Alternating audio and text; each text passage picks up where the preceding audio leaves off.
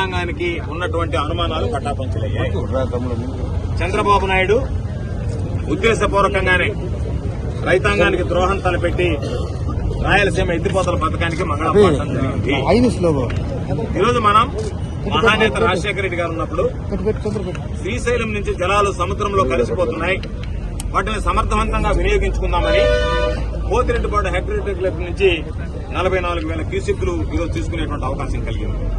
దాని ద్వారా సోమశిల ప్రాజెక్టు, సోమశిల దగ్గర నుంచి గండలేరు జలాశయం, దానితో పాటు గాలేరు, నగిరి, హంద్రి, నేవా అన్నిటికీ సంబంధించి రాయలసీమతో పాటు నెల్లూరు జిల్లాకు సంబంధించి సంపూర్ణంగా సమృద్దిగా సాగునీరు అందించేటువంటి వెసులుబాటు కలిగింది. అటువంటి పరిస్థితుల్లో ఈరోజు తెలంగాణ ప్రభుత్వం రాష్ట్ర విభజన జరిగిన తర్వాత ఇష్టారాజ్యంగా వ్యవహరిస్తూ కల్వకుర్తికి సంబంధించినటువంటి ఎత్తిపోతల సామర్థ్యం పెంచడమే కాకుండా పాలమూరు, రంగారెడ్డి, డిండి ఎత్తిపోతల పథకానికి ఈరోజు వాళ్ళు శ్రీకారం చుట్టూ మొదలుపెట్టారు. చంద్రబాబు నాయుడు ఆ రోజు ముఖ్యమంత్రిగా రాష్ట్ర విభజన జరిగిన తర్వాత ఓటుకు కోట్ల విషయంలో ఎక్కడ నోరెత్తి మాట్లాడేటువంటి పరిస్థితి లేకుండా మిన్ననకుండా ఈరోజు తెలంగాణను వదిలి రావడం జరిగింది.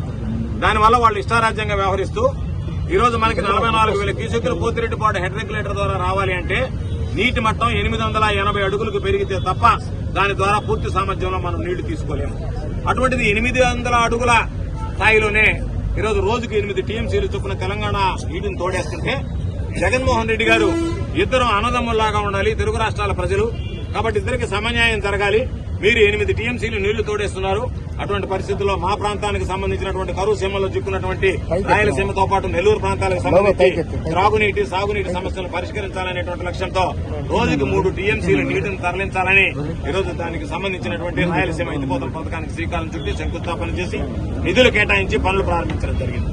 పనులు పురోగతిలో ఉండగా దాన్ని పూర్తి చేయాల్సినటువంటి చంద్రబాబు ఒక పథకం ప్రకారం ఈ రోజు ఏదైతే రేవంత్ రెడ్డి చెప్పాడో రేవంత్ రెడ్డికి అమ్ముడుపోయి ఒక చీకటి ఒప్పందాన్ని కుదుర్చుకుని రాష్ట్ర ప్రజల ప్రయోజనాన్ని తాకట్టు పెట్టేటువంటి పరిస్థితికి వచ్చాడు. దానివల్లనే ఈ రోజు ఏదైతే ఎన్విరాన్మెంటల్ కమిటీ దీనికి సంబంధించినటువంటి ఒక సమావేశం ఏర్పాటు చేస్తే ఆ ఎక్స్పర్ట్ అప్రైజల్ కమిటీలో కూడా మౌనం వహించి ఉద్దేశపూర్వకంగా దానికి క్లియరెన్స్లు రాకుండా అడ్డుకున్నాడు.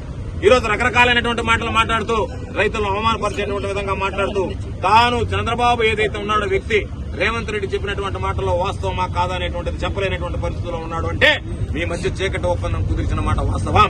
కాబట్టి నీ స్వార్థ ప్రయోజనాల కోసం రాష్ట్ర ప్రజల ప్రయోజనాలు, రాష్ట్ర రైతాంగ ప్రయోజనాలు తాకట్టు పెట్టావు కాబట్టి ఈ రోజు సోమశిల దగ్గరికి వెళ్లి మా ప్రజాప్రతినిధులు, రైతులు అందరం కలిసి వెళ్లి దాన్ని పరిశీలించి ఉన్నటువంటి సమస్యల్ని ఈరోజు ప్రభుత్వం దృష్టికి తీసుకెళ్దాం, చంద్రబాబు నాయుడుకి కనువిప్పు కలిగిద్దామనేటువంటి ఆలోచన చేస్తే దౌర్జన్యంగా మా మీద దాడి చేయడం, మాకు సంబంధించినటువంటి వైఎస్ఆర్ కాంగ్రెస్ పార్టీ కార్యకర్తల మీద జై చేసుకోవడం, కొట్టడం, దూషించడం, అడ్డుకోవడం ఇవన్నీ కూడా సమర్థవంతం కాదు, సమర్థనీయం కాదు. కాబట్టి పోలీసు అధికారులు కూడా చెప్పేది మీరు ఇష్టారాజ్యంగా వ్యవహరించి మమ్మల్ని నిర్బంధించి ఏదో ఒక విధంగా కక్ష సాధింపుల్లో ఈ ప్రభుత్వం మా గొంతు నొక్కాలని ప్రయత్నిస్తే మాత్రం ప్రజల గొంతు ప్రభుత్వం ఎప్పుడూ నొక్కలేదు, గుర్తుంచుకోవాలి. కాబట్టి ఈ రోజు కడుపు మండినటువంటి ప్రజలు ఈ ప్రభుత్వాన్ని తరిమి కొట్టడానికి సిద్ధంగా ఉన్నారు. అందులో భాగంగా 6, 100 అయినా 106 అయినా సరే ఈ రోజు తాత్కాలికంగా మమ్మల్ని ఆపగలరేమో గానీ శాశ్వతంగా మాకున్నటువంటి సమస్యలు, మా పోరాటాన్ని మీరు ఆపలేరు. ఈ పోరాటం ఉధృత రూపం సాధిస్తే రేపు రాబోయేటువంటి రోజుల్లో భారీ మూల్యం చెల్లించుకోక తప్పదు ఈ ప్రభుత్వం అని చెప్పి హెచ్చరిస్తూ మమ్మల్ని పోలీసులు అడ్డుకోవడం మంచిది కాదు. కాబట్టి ఇప్పటికైనా సరే మమ్మల్ని శాంతియుతంగా జరిగేటువంటి కార్యక్రమాన్ని మమ్మల్ని హాజరయ్యేటువంటి విధంగా మమ్మల్ని అనుమతించండి అని చెప్పుకుంటున్నాం.